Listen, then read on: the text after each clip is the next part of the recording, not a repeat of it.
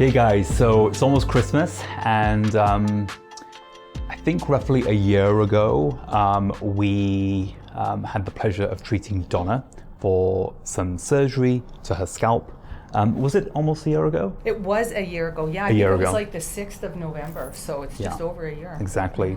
And Donna's been our patient for eons of years for various other procedures. She's become a very, very dear friend of ours as well. She always makes us cheesecake and food. She's very, very kind. But anyway, so we saw her roughly about 3 years ago first for her hair loss. What was happening was she felt that the side aspect of her forehead was getting quite high. And obviously in women, this is quite concerning for them because they want their hairline to be lower and obviously frame their face better. And also she was getting generally quite thin around the scalp. So we actually stabilized her hair loss using a variety of different approaches, and we thickened up her existing hair first.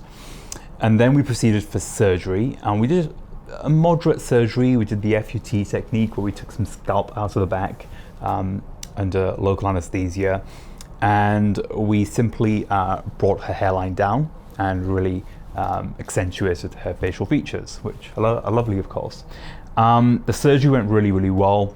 And with females, it's always a little bit more disgruntling because with women, when we are doing any surgery to their frontal hairline, they look a little bit disheveled, and obviously the social downtime is more annoying, really, isn't it?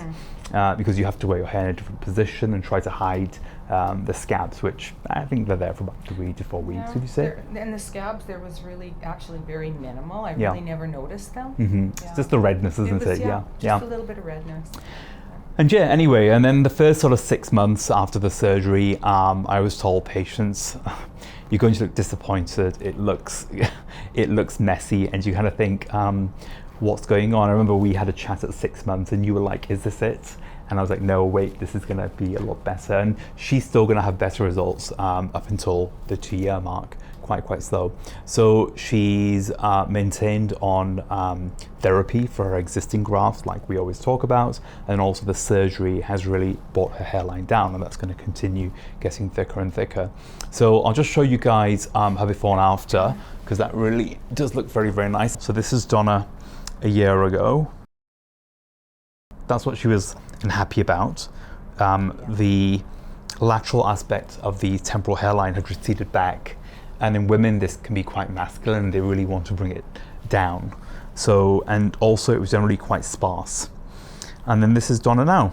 So we've actually brought it down. It's very, very natural, but it does frame her face a lot better. And then that's her other aspect as well. So once again, quite sparse, and we've tweaked it in. So it's very subtle. You can't really tell that anything's happened. Generally, all of her other hair's thicker as well due to other treatments that we've done. But yeah, so, and then we'll also show you the back as well, where the surgery's been done from. So this is the back of Donna's scalp, as you can see. Very, very thick hair. The cut's made roughly approximately from ear to ear, 18 to 19 centimeters long, approximately centimeter wide. And then obviously we do a 3-layer closure to make sure the scar's nice. But if we look very closely, well, firstly, if I just part her hair here, you can't really tell where the scar is. And then if we do try and have a closer look, Donna, could you show us actually, because I can't, even I can't. It's really hard for me to actually show you. So that's the actual cut there. That's the line there. And it goes across. But as you can see, it's very, very difficult to see.